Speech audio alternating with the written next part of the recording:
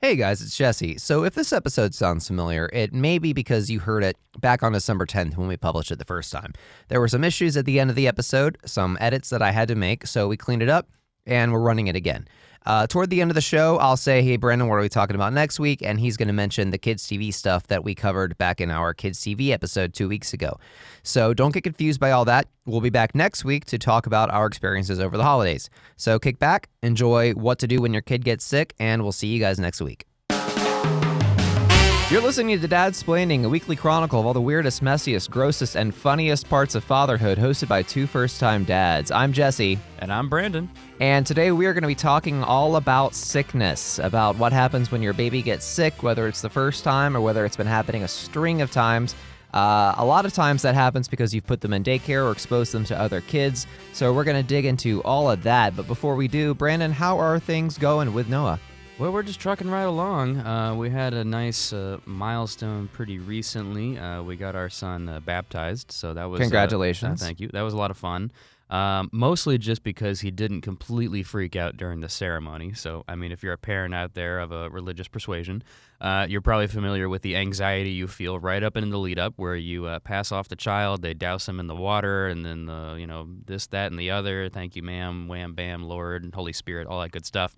And then you just wait for them to burst out crying because, they're away from you. You've given them to a stranger. You've thrown cold water on their head. I mean, this is terrifying stuff. Yeah. But no, my son handled it like a champ, probably because he was just extremely confused the entire time. And at the same time, the pastor had a really cool microphone that was like on his ear, and my son was playing with that the whole time. Oh, that's awesome. So, a little bit of family fun, getting ready for Thanksgiving on our side. So just been already prepping my stomach by eating lots of food in advance. How about you? Of course, yeah. David's been doing great. He got his 1-year shots on Friday. He was supposed to get them the week before, but when we came in and they did a little routine checkup, turned out he had a case of bronchiolitis, which is sort of an upper respiratory lung infection. It's not super severe, but there's a lot of congestion and a lot of coughing, which it's pretty apparent. And it's something that is happening throughout the day. So they wanted to kind of hold off, and they put him on some amoxicillin. And we've been just irrigating his nose, trying to get the junk out whenever possible. And it's kind of going away. It's still there. We're still having to work with it. But he was feeling a lot better a week later. So, he gets those shots. And parents, you've probably gone through this already. But if you haven't gotten to that stage yet, they put the vaccines in the upper thighs. And there's a lot of screaming and a lot of crying going on. And what's worse is you are tasked with holding your child still while the doctor does this, so you feel culpable in your kid's misery. Of course. And you can see in their eyes that they kind of blame you for it. And there's that betrayal. Yeah, there's like that et tu, Dad. Et tu, Papa. Yeah. Yeah, so, you're having to hold their arms down and keep them from, twisting their legs all around and all that. So there's screaming and crying in the moment, and then there's fever afterwards for a day or two. Sometimes there's some leftover feelings of pain, of maybe even a little bit of sickness, lethargy, that kind of stuff. Yeah. He actually did okay afterwards. Nice, we get out of there great. and he bounced back. He had a fever for a couple days. Yeah. But he's been doing great. There you go. So, way to go, David. Yeah, exactly. So he's a year old now. Yeah. He turned a year old on November 2nd, and he's learning. Yeah. Oh yeah. And he's learning to walk. He still needs support. But we're able to kind of hold him up by his hands, and he'll take some steps around the living room, and that's going pretty well. His diet's expanding. He's trying different kinds of solid foods. Basically, the doctor gave us the green light. Anything that isn't a choking hazard, start introducing him to it. A lot of fun. There exactly. You go. So he's eating a lot of different kinds of meat, like meatloaf and mashed potatoes and that kind of stuff. And he's loving most of it. He's still really not into eggs for some reason. We tried to scramble up some eggs this morning, and he just would not take them. Oh. So they like what they like. They don't like what they don't like. And he's eating, man. Yeah, exactly. As long as you keep that kid eating something. That's a win. He's loving milk. We put him on dairy. We're starting to wean him off breastfeeding. He breastfeeds maybe once or twice a day, but some nights not even, if we can just give him some solids instead. And he's handling that transition pretty well, actually.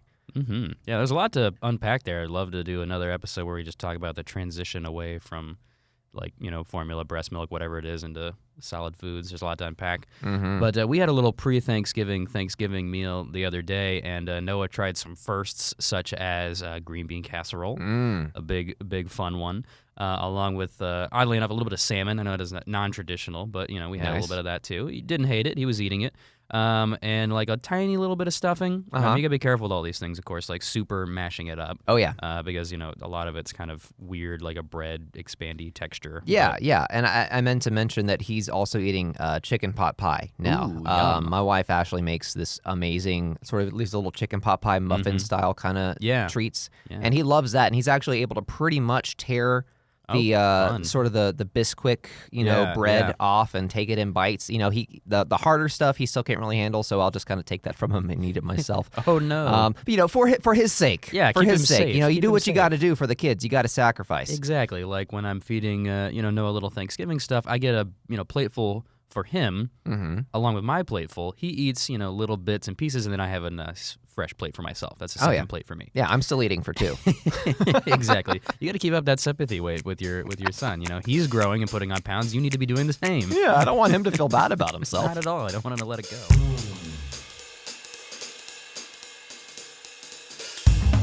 So before we get into today's topic, Brandon, how can our listeners get in touch with us? Yeah, so everybody can find us on all the major social medias. You have Facebook, Twitter, Instagram at Dadsplaining Podcast. You can also drop us an email at dadsplainingpodcast@gmail.com. Yeah, and if you're not following us on Facebook, make sure to go ahead and do that, because almost every episode we will record via Facebook Live. So you can kind of follow along and comment. We'll actually read the comments and answer your questions and read your stories out live during the podcast taping.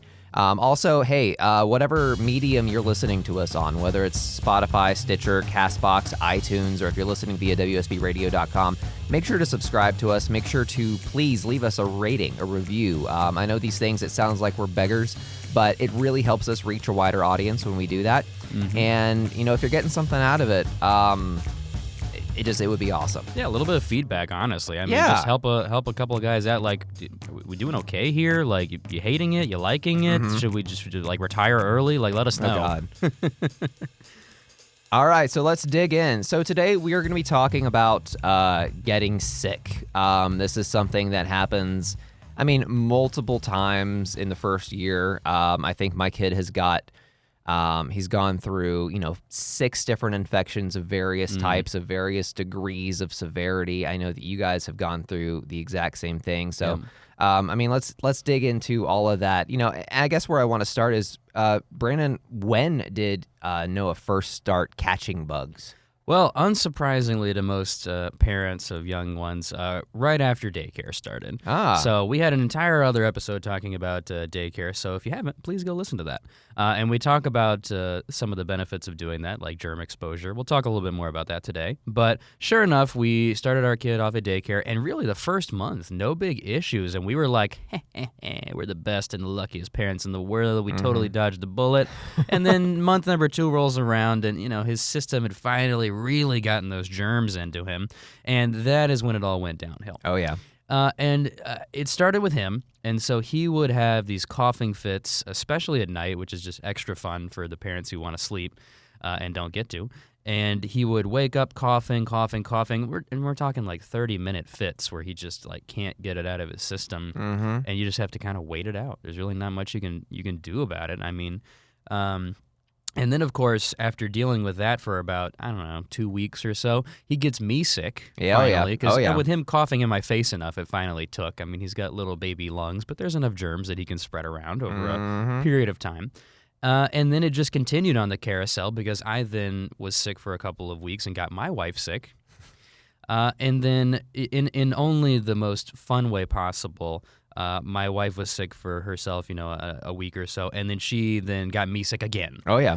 So we just went ahead and passed it right back around, a little ring around the rosy situation there. And we just had, a month, I want to say, where we weren't leaving the house, we weren't doing anything. Ironically, our son was still going to daycare for almost the entirety of the situation, because, he had what seemed like a mild cough. Yeah. and it was really bad at night. But during the day, you would swear he was totally fine. Mm-hmm. So I don't know if that's happened to you guys, where you swear the kid is sick, or you swear he's fine, but it's just like those periods of time when they really get sick, and then the rest of the time they look fine. So you're never really sure kind of where you stand on the sickness scale. Yeah, it's a gray area. It's really hard to tell because obviously they're at that age where they can't tell you that they don't feel good. Right. You know what I mean? They can't really tell you what they want or what they're feeling inside. So you just have to kind of guess and take their temperature and, listen to their breathing, listen to whether they're coughing or not. But you have no idea if they're carrying an infection. Right. So with our daycare, the rule of thumb they have is if they have had a fever in the past 24 hours, keep them home. And if they're at daycare and they vomit, they will call you and say, hey, come get your kid. They're throwing up because they don't want to run the risk of infecting the other kids. Sure. But I've said it before, kids, babies especially, are walking cruise ships for germs. They're going to catch a lot of stuff at daycare, and that definitely happened to us. It actually started the week after David started daycare. So week 2, he caught a really nasty cough. Yep. We took him home. We took him to the doctor. They listened to it. I don't remember if they even put him on antibiotics. I think they just kind of prescribed some non-medicinal remedies, basically. And we kept him home and watched him for a while and brought his fever down and then put him back. And it happened again a couple weeks later. And as it turned out, one of the kids had a case of croup, which is, it's an infection. It's not something severe, but it is respiratory and it is contagious. As it turned out, that's what David had. And that didn't really spread to us. We might have had a little bit of a cough, but really the huge one came, let me think, about a month ago. Everything seemed fine. We took him home on Friday. He might have had a little bit of a fever. Yep. And then Saturday morning, I'm playing with him in his playpen. My wife picks him up, and I look down for a second, and I hear her kind of gasp and scream. And I look up, and she's covered in vomit. Oh, God. And as it turned out, he had projectile vomited all over her. And it's hard to explain if you've never seen a kid projectile vomit. It's like 1 second it's not there, and then 1 second it's there. I'd like to put a slow motion camera on it to see exactly, because you can't see it happen. You just see the aftermath. It's like the flash has just gone by and done something. He threw up all over her. So we ran him upstairs, put him in the shower with her, tried our best to kind of disinfect. Yeah. And later that day, I was trying to rock him to sleep to put him down for a nap while we're trying to figure out what to do about this. And then he projectile vomits all over me. Oh, perfect. Yeah. Exactly. Equal opportunity. Yep. So then I get in the bath with him. We're trying to wash him off and all that. And then I try to get him dressed, and he does it again. Oh, and my so God. over the course of the day, it's a lot. It's not just a little bit of spit up. It's a lot. It looks like everything they've eaten for the past week. And on top of, oh my God, this is gross and the smell is horrifying, there's the fear of that kid's got nothing left in him. We got to make sure he stays hydrated, make sure he's got some food in him, but he can't keep anything down, of course. So we're worrying about what to do. It's after hours by the time we call our pediatrician. We get the nurse on the phone. She says, okay, we'll monitor him, watch this, that, and the other, and his temperature and everything over the next couple hours. And if things get better, good, just keep an eye on it. If they don't get better, take him to the emergency room. And things get better overnight. In the morning, they get worse again. Ooh. And we try to take him to urgent care, but because he was under age 1 at that point, they wouldn't take him. So that's something, dads and moms listening to this, urgent care, at least the one we tried to go to, which was affiliated with Northside Hospital, will not see your child if they're less than a year old. And I think that's just because that's not what they specialize in, and they want to make sure that they see someone who specializes in it. So we ended up taking him to a children's health care center in Cumming, where we live. And they saw him. It takes a while because they're busy, and they're busy for a reason, because they're good. I can't say enough great things. By the time we got out of there, we had a game plan. David was feeling better. They'd given him something to kind of bring him back to homeostasis, and we knew what to do. So they gave him a one-time dose, and I can't remember what it was now, but it started with a Z. But that helped control the nausea. And then we had been giving him Pedialyte, which is basically It's almost kind of like Gatorade. It's like water plus some sodium. It's just sure. it's a formula to keep them hydrated. So we kept giving him that, and he slowly got better. But another component of that was diarrhea. Ooh. And that happened a lot. At one point, it got all over me. Ooh. And that was just a gross feeling. To say the least. Yeah, I've shared the story of the first time that happened. It was in the hospital the day after he was born. I got it on me. I freaked out. I stepped back, and then he peed everywhere. So, as a parent, you know that you can't just sit back and freak out because you've got some poop on you. You just have to power through. So I did. I powered through and we got in the shower together. But then I think that's how his infection spread to me. Oh, no. So that, as it turns out, was a stomach virus. Gastroenteritis is, if you hear stomach flu, it's not influenza. It's actually separate. Gastroenteritis is I might be saying that wrong. I'm not sure. I'm not a doctor. But that's kind of what he had, and that spread to me, and then from there it spread to my wife. So then we were all sick. So then it was just like you're saying, that round robin of I give it to you, you give it to me, we give it to the baby gives it back to both of us, and that goes on for like a full week. So I'm missing multiple days of work, trying to work from home when I can, but I'm too sick, honestly. And, we're just struggling, A, to get better, B, to have the energy to watch the kid, because that's the hard part when you're a parent. Not only are you trying to get better, but you can't take a sick day. Yeah, you don't get to stop taking care of your kid. I can't just say to my son, I'm sorry, man, I'll feed you later. I just don't have the energy right now. You just have to power through and do it. So we had to take shifts, basically. One of us would nap and try and stay hydrated and, while the other one watches the kid and then eventually runs out to the store to get Gatorade and saltine crackers and all these things to try and keep, some sort of nutrition in you. And then that lasted a couple weeks, and then somehow my wife caught strep throat. I think David caught it at daycare, but somehow wasn't infected by it. He didn't get sick. Gave it to her. She gave me something similar. It wasn't strep throat, but I was still sick, and I mean, we're all still struggling to get over it. I mean, she's dealing with the side effects right now of taking amoxicillin because she's allergic to penicillin. So she then from there got hives. And then had to take Benadryl and steroids to get rid of that. So, my goodness. Yeah, it's it's been a walk in the park, basically. Yeah, basically what I'm saying is it's easy peasy. Like you're gonna be fine. Parenting's great. 100% signing up. So when you hear all this, it's really easy to say, oh, well, the solution is just don't put your kid in daycare, right? I mean, then they're not gonna get sick. Well, okay, Bubble Boy. You can put your kid, you can just leave them home and keep them home their whole life. But then the second they take a step out into the fresh air, they're going to die. Okay. It's that easy. Yeah. No, it's not that simple. What one thing I wanted to talk about today was the concept that to a lot of parents is common sense, but to other parents they're kind of on the fence about it and afraid to step their foot into it. So back in 2016, the New York Times published an article by Dr. Perry Klass. The title was "Daycare Infections May Mean Fewer Sick Days Later." And, if you think about exposing your kids to germs at that early age, and they were focusing on kids who were within their first year going to daycare, they were focusing on a study that took place in the Netherlands that was published in the journal Pediatrics, where doctors there followed about 2,000 kids through the first 6 years of their life. And they compared kids who were put in daycare to kids who were just watched at home. And the findings were essentially that kids who went into daycare had more bouts of what we call upper respiratory infections. And when I mentioned bronchiolitis earlier, that's an upper respiratory infection, a lung infection.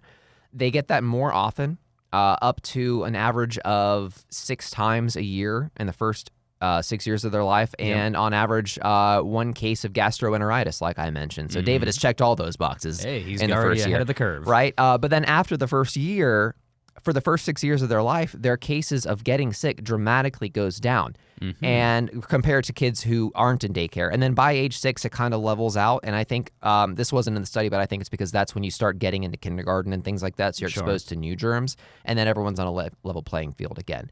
But the idea is related to the so-called hygiene hypothesis, which is a lot of doctors follow this rule where expose your kids to things, let them play in the dirt, let them play barefoot, because if they're exposed to bacteria, viruses, and worms as young children, that spurs the development of the immune system. So your body gets introduced to stuff, and then it learns to kind of fight these things. And of course, there are limits. Like, you need clean drinking water. You need to give your kids baths. Sure. You need to wash your hands when you're preparing food, after you're changing diapers, things like that. Like, there are common sense limits. But if you let your kid play in the dirt, and then, don't overdo it with antibacterial stuff. Like, stick to soap and water. Don't go crazy. Don't be a germaphobe. Your kid's going to be healthier and better off for it. Yeah, that sounds great. I mean, it's easy to take the short-term win of parenting and, kind of controlling the environment as a parent. Yeah. It makes you feel better. I mean, obviously, the daycare decision kind of ties into some bigger themes of just like how much of an involvement do you want to have in the day-to-day life. But if you're making that decision based on the sickness factor, I think what we're kind of getting at here is that there can be some long-term benefits that you're not going to know right off the bat. It's going to seem like you made maybe the wrong choice right off the bat by going to daycare. But what's nice is that in the long term, the next 2, 3, 4 years of your life, you can spend less time at home yourself being sick. So, I mean, don't forget to think about yourself there, parents. I mean, we're always kid-focused, which is great. They are the ones that tend to get you sick the most, though. So nice tips there. And actually, it's a funny story of like a real-life example of what happened with myself and some friends of ours is that, as I mentioned earlier, we went through like the month of sickness within our family because of my son going to daycare. And we were talking with some friends of ours after we had gotten better, and they have, a kid who's, several years older than ours. And they were, kind of laughing like, oh, yeah, ha, ha, ha. As soon as you go to daycare, you're going to get sick and you're going to be sick for the first year. But then after that, you're like an iron will and you cannot be brought down by any sickness, no matter what. Well, those kids got their parents sick the next week, and we didn't see them for a week and a half. Oh, jeez, yeah. So it never ends. It never goes away. Nothing's perfect. But I really do think that at least these two dads here in the room kind of subscribe to the idea of, let them play. Yeah.